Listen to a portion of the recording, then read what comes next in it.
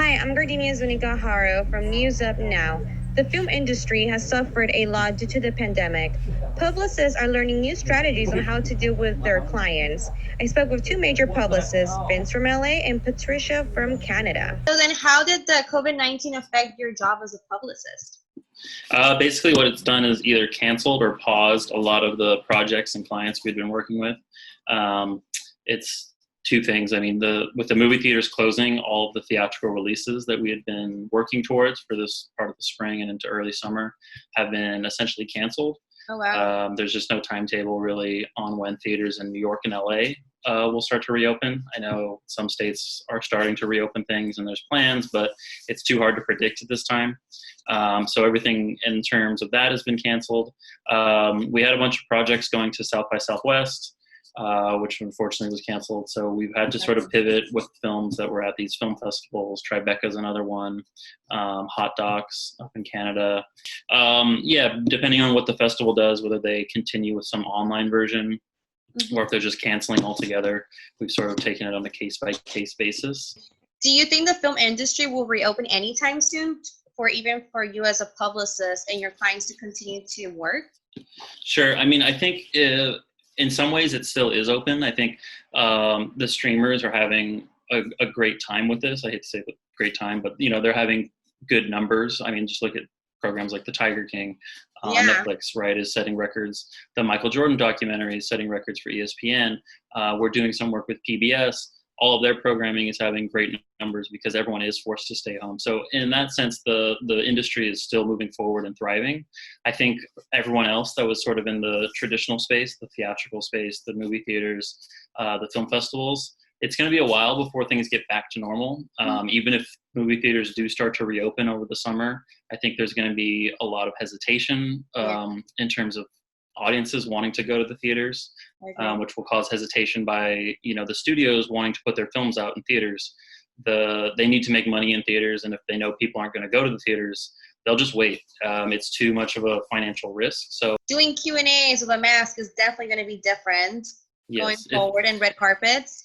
It'll definitely be an adjustment. I think, especially with red carpets, looking at these photos now, immediately what I think of is like, why are they not social distancing? Why are everyone so close together with these big group shots? So it's going to be something that we're going to have to collectively, all deal with and look at and figure out a solution as we sort of ease back into, normal life. Times definitely changed for us in 2020, right? Yeah, really quickly too. Yeah, we were not expecting it. Well, thank you so much, Vince. Yeah, of course. It's a pleasure. And let me know if you need anything too from News Up Now. Okay, cool. Take care. Thank you. What are some of the challenges that you have, seen with some of your clients that had world premieres at various film festivals, like the A-list film festivals that you attend? It has completely evolved. Like every week there's something new and a different approach. But if I can run you through how it happened. Of course, yeah. I was actually at the film festival when they announced the lockdowns. That same day, I was already at the film festival called Regard Short Film Festival in the north of Quebec. Wow. And they stopped everything through text and emails. We got the, sorry guys, but there's no more screenings or parties today. Wow. And I had to come back home 2 days later because we couldn't even reschedule our transportation. Everything arrived so quickly, right? Mm-hmm. And then the industry started shifting because a few days later, they announced that South by Southwest was canceled. And you were going to attend that one too, right? Yes, I attend those festivals. I had some activities there. And this is when we realized, okay, this is hitting the whole industry at a very large scale level. And even the programmers at South by, they couldn't even expect this, and they couldn't turn around so fast. Of course. And it's not just South by Southwest that got canceled. Many other smaller festivals got canceled that same week, and they couldn't turn around their programming. A few days later, I find out that Stage 32, the platform, social platform and educational platform for people in the industry, offered to all the filmmakers who had selections at South by Southwest that they could honor the screening of their films virtually. So I helped them out with PR, and we got a lot of press. CNN, ABC, NBC, all of those channels. They wrote coverage about this initiative. Of course. And this is, that was within a week and a half. Everything was shifting. And I had a client who had a world premiere at the Sarasota Film Festival. Her name is Nicole Grutton, for a wonderful genre film, a feature film called Darkness in Tenement 45. And her and her team were very excited. They were having their world premiere on this film. They've been working for a long time, and it's her debut feature, and it got canceled. Thankfully, as we progressed through this pandemic and the lockdowns, some of the festivals that had later dates were able to turn around. And this is what Tribeca did. Of course. And a lot of them are now showing their films virtually. Have you noticed a big change of, revenue with your industry and with your business as a publicist?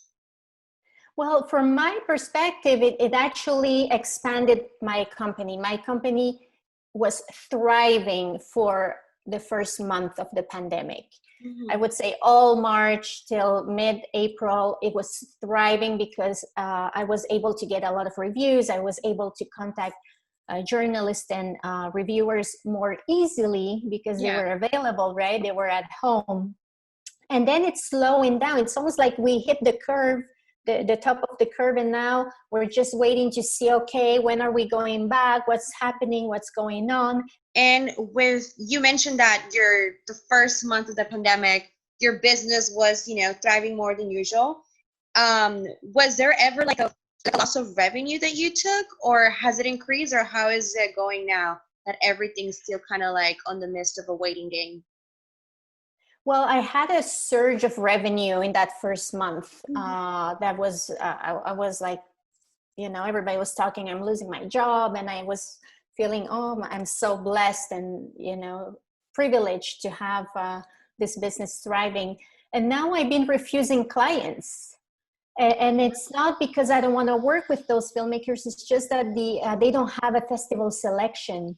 So it's very hard for me to promote a film when there's nothing to offer to the audiences of those outlets. That's so and true. I declined 3 clients in the past week because of that reason. They have movies that are finishing in post, and I said, let's wait when you get that selection, and then we can discuss publicity. But it's not because I'm lacking offers. It's just because the industry is so uncertain at the present moment. Yeah, we met, before Sundance, and we worked Sundance together. And weeks after Sundance Film Festival, everything kind of just paused really hard. That nobody saw this pandemic coming. And, like right now we're in a hold with the quarantine, even Hollywood productions, everything is a pause. That just the way, like, us as, like for yourself filmmakers, like, premiere is never going to be the same with social distancing, doing group pictures, of the team. It's going to be harder for press, or even like interviews that we did as I was in a room, with the artist and myself, it's not enough space. Everything's going to have to change. How are you going to adjust to that with your clients for the future? Maybe journalists, bloggers, people who do interviews should think of wireless system for microphones and cameras, so you can still do those interviews with a zoom lens and still have the close-up and the good sound for the interviews. That's what television is doing. I see in the news people are doing interviews with the social distance being respected. I mean, we just have to make little adjustments to keep everybody safe and keep the pandemic to be able to control it more.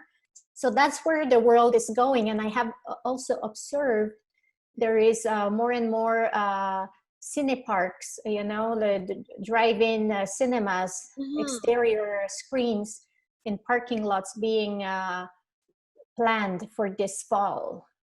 Wow. Yeah, I've heard about that they're bringing them back. So who knows, maybe the next film festival will be a drive-through cinema, you know. Yes. Well, thank you so much, Patricia.